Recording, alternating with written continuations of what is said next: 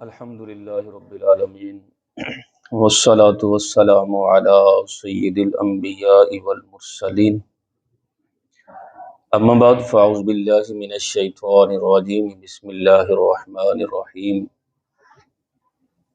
حیا کے متعلق چند احادیث جو ہیں وہ عرض کی جائیں گی۔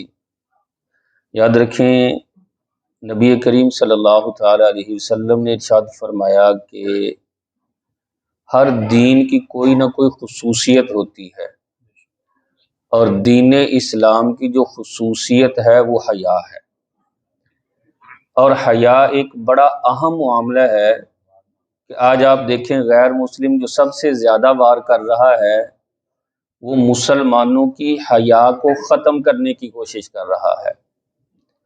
ایک مرد کا اخلاق بگڑے تو معاشرہ بگڑتا ہے، اور عورت کا اخلاق بگڑے تو نسلیں تباہ و برباد ہو جاتی ہیں۔ آج ہمیں اس کام پر لگا دیا گیا کہ نوجوان اپنی ماں کے ساتھ بہن کے ساتھ بیٹھا جو ہے وہ فلمی ڈرامے دیکھ رہا ہے۔ تو یہ بے حیائی والے وہ کام ہیں کہ جس سے ایمان کمزور ہو جاتا ہے، بندہ مومن کے ایمان میں کمی آ جاتی ہے۔ نبی کریم صلی اللہ تعالی علیہ وسلم کی حدیث دیکھیں کہ حضرت ابن عمر رضی اللہ تعالی عنہما یہ راوی ہیں، آپ فرماتے ہیں کہ ان رسول اللہ، بے شک اللہ کے رسول صلی اللہ تعالی علیہ وسلم مرہ گزرے علی رجل من الانصار، انصار میں سے ایک مرد کے پاس سے، اس حال میں کہ وہو یعظ اخاہ فی الحیاء، وہ اپنے بھائی کو نا حیا کے بارے میں نصیحت کر رہا تھا، یار اتنی حیا نہیں کرنی چاہیے جتنی تو کر رہا ہے۔ وہ بہت زیادہ حیادار تھے صحابی۔ تو اللہ کے رسول صلی اللہ تعالی علیہ وسلم نے دیکھا تو فرمایا دع فإن الحیاء من الایمان، اس کو چھوڑ دو، حیا تو ایمان میں سے ہے نا۔ دوسری حدیث پاک میں فرمایا حیا اور ایمان آپس میں ملے جلے ہیں، حیا اور ایمان آپس میں ایک دوسرے کو لازم اور ملزوم ہیں۔ جب حیا اٹھ جاتی ہے تو پھر ایمان بھی اٹھ جاتا ہے۔ بخاری کی یہ روایت ہے، فرمایا فإن اذا فاتک الحیاء فافعل ما شئت، جب تیری حیا فوت ہو جائے تو پھر جو مرضی کر۔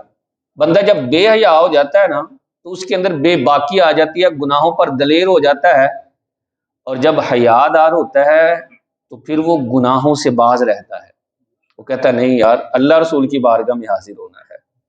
حضرت ابو ہریرہ رضی اللہ تعالیٰ عنہ سے روایت ہے، آپ نے فرمایا کہ نبی کریم صلی اللہ تعالیٰ علیہ وسلم نے فرمایا کہ الایمان بضع و سبعون، ایمان کے 70 اور کچھ زائد حصے ہیں، 70 سے کچھ اوپر حصے ہیں ایمان کے۔ فافضلها قول لا الہ الا اللہ، اور ان میں سب سے افضل ایمان یہ ہے کہ بندے کا کہنا لا الہ الا اللہ، یعنی اللہ رسول کے بارے میں گواہی دینا۔ وادناها، اور ادنا ایمان یہ ہے کہ اماطۃ الاذی عن الطریق، راستے میں سے تکلیف دہ چیزوں کو ہٹا دینا، جیسے کانٹا ہوتا ہے، کوئی چھلکا وغیرہ آ گیا، کوئی پتھر وغیرہ آ گیا، تو اس نیت کے ساتھ کہ مومن کو تکلیف نہ پہنچے اس کو ہٹا دینا، یہ بھی ایمان میں سے ہے۔ اور فرمایا والحیاء شعبۃ من الایمان، حیا تو ایمان کا ایک حصہ ہے، ایمان میں سے حیا ہے، اور حیا ساری کی ساری خیر ہے۔ ہمارے اسلاف کے اندر حیا بہت زیادہ تھی۔ ایک صحابی ہیں حضرت ام خلاد رضی اللہ تعالی عنہ، ان کا بیٹا جو ہے نا ایک جنگ میں شہید ہوا، تو معلومات لینے کے لیے آئیں سرکار کی بارگاہ میں، تو پتہ چلا کہ بیٹے نے شہادت حاصل کر لی ہے۔ تو باپ پردہ تھی، واپس جا رہی تھی، تو کسی نے تعجب کرتے ہوئے کہا اس حالت میں بھی پردہ، مطلب صدمے والی حالت ہے اور رونے دھونے والی حالت ہے۔ تو آپ نے بڑا سونا جواب دیا، آپ نے ارشاد فرمایا بیٹا کھویا ہے، حیا نہیں میں نے کھوئی، حیا بھی میری سلامت ہے۔ جب اس طرح کی مائیں ہوں تو پھر بیٹے جو ہے وہ غازی بنتے ہیں، سیدہ فاطمہ جیسی مائیں ہوں تو پھر بیٹے حسن حسین جیسے پیدا ہوتے ہیں۔ اب جب ماؤں کے اخلاق میں کمی آ گئی یا باپوں کے اخلاق میں کمی آ گئی تو پھر اولادیں بھی اسی طرح جو ہے وہ بگڑنا شروع ہو گئی ہیں۔ پہلے ہم حیا کا نمونہ بنیں گے تو پھر کیا ہوگا، ہمارے بچے ہمیں دیکھ کر دیکھیں گے یار نہیں یہ کام غلط ہیں، یہ حیا کے خلاف ہیں، حیا والے کام کرنے چاہیے۔ حضرت ابو سعید خدری بیان کرتے ہیں اللہ کے رسول کے بارے میں فرمایا کان رسول اللہ صلی اللہ تعالی علیہ وسلم اشد حیا من الازراء فی خدرها، اللہ کے رسول صلی اللہ تعالی علیہ وسلم کواری عورت کی اوڑھنی میں جس طرح وہ شرم کرتی ہے اس سے بھی زیادہ اللہ کے رسول حیا دار تھے۔ کماری عورت جو ہے وہ با حیا ہوتی ہے، اس کے اندر ذرا شرم، یہ پرانے زمانے کی ویسے بات کر رہے ہیں، اب تو شاید ایسا نہیں ہے، اب تو بے باک، میں نے بتایا نا بے باکی بڑھتی جا رہی ہے، حیا میں کمی آتی جا رہی ہے، بے ادبیاں جو ہے وہ جنم لیتی جا رہی ہیں۔ انسان جتنا زیادہ حیادار ہوگا اتنا زیادہ اللہ رسول کے قریب ہوگا۔ پھر ارشاد فرمایا فَإِذَا رَأَىٰ شَيْئًا يَكْرَهُ، جب کسی چیز کو اللہ کے رسول ناپسند فرماتے تو عرفناہ فی وجہہ، ہم اللہ کے رسول کے چہرے سے ہی پہچان لیتے کہ یہ اللہ کے رسول کو ناپسند ہے۔ حیا کیا ہے؟ علماء نے بیان کیا کہ حقیقت الحیا، حیا کی حقیقت کیا ہے؟ خلقن، یہ ایک ایسی عادت ہے یبعث علی ترک الکبیح، جو انسان کو اس بات پر ابھارتی ہے کہ وہ برے کام چھوڑ دے۔ وَيَمْنَعُ مِنَ التَّقْصِيرِ، اور حیا روکتی ہے کس بات سے؟ فی حقی ذی الحق، حق والے کے حق میں کمی کرنے سے وہ روکتی ہے کہ کسی کا حق نہ مارا جائے، کسی کا حق نہ مارا جائے، کسی کا مال نہ دبایا جائے۔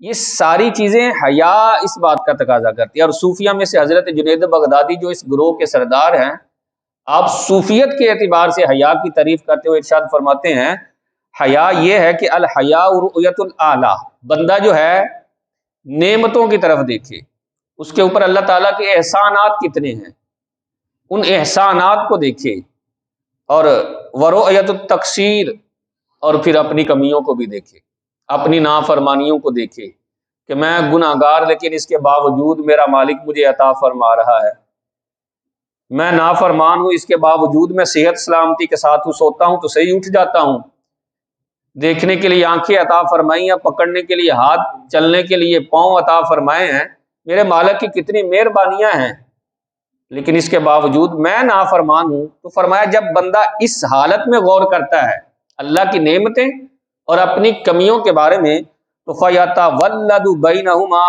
حَالَةٌ تُسَمَّى حَيَا، اس کے درمیان جو بندے کی حالت ہوتی ہے اسے حیا کہا جاتا ہے، کہ بندہ گناہوں سے رک جائے، بندہ اللہ کی اطاعت اور فرما برداری کے اندر اپنے آپ کو لے آئے، یہ حیا ہے۔ میں نے بتایا موجودہ دور میں غیر مسلم جو سب سے زیادہ وار کر رہے ہیں وہ مسلمانوں کی حیا پر وار کر رہے ہیں، کہ مسلمانوں کو کسی طرح بے حیا بنا دیا جائے، ان میں تمیز ختم کر دی جائے، ان کے اندر جو اسلام نے حیا والا وصف پیدا کیا ہوا ہے اس کو ختم کر دیا جائے۔ جب یہ بے حیا ہو جائیں گے تو پھر ہمیں کسی قسم کا کوئی خوف نہیں رہے گا، اور جب بے حیائی پھیلتی ہے تو پھر وہن آ جاتا ہے۔ وہن کیا ہے؟ کہ موت کا ڈر آ جاتا ہے اور انسان گویا کہ گناہوں پر دلیر ہو جاتا ہے۔ آج اسی طرح ہے کہ آج ہمارے دلوں میں وہن ہے، موت کا ڈر ہے۔ پہلے لوگ موت سے ڈرتے نہیں تھے، جام شہادت نوش کرنے کے لیے ایک دوسرے سے سبقت لیتے تھے، اللہ کی راہ میں شہید ہونے کے لیے تڑپتے تھے۔ آج ہم زیادہ ہیں مسلمان، لیکن اس کے باوجود غیر مسلموں سے ڈر بھی رہے ہیں، ہمارے دلوں میں خوف آ گیا۔ بنیادی چیز پیچھے دیکھی جائے وہ یہ آئے گی کہ مسلمانوں کے اندر حیا کی کمی آ گئی ہے۔ کوشش کرنی چاہیے حیا اپنے اندر پیدا کریں، ان اوصاف کو پیدا کرنے کی کوشش کریں جو اسلام ہمیں بتا رہا ہے، اسلام جس کی طرف ہماری رہنمائی کر رہا ہے۔ اور حیا کی ادنا تعریف یہی ہے کہ جن کاموں کو اللہ رسول نے کرنے کا حکم دیا ہے ان کو کیا جائے، اور جن کاموں کو چھوڑنے کا کہا ہے ان کو چھوڑ دیا جائے، تو یوں سمجھ لے انسان با حیا ہے۔ اللہ رب العزت ہم سب کو قرآن و سنت کا فہم عطا فرمائے اور حیا در بنائے، آمین بجاہ نبی الامین صلی اللہ تعالی علیہ وسلم۔ الصلاۃ والسلام علیک یا سیدی یا رسول اللہ وعلی آلک وصحابک یا سیدی یا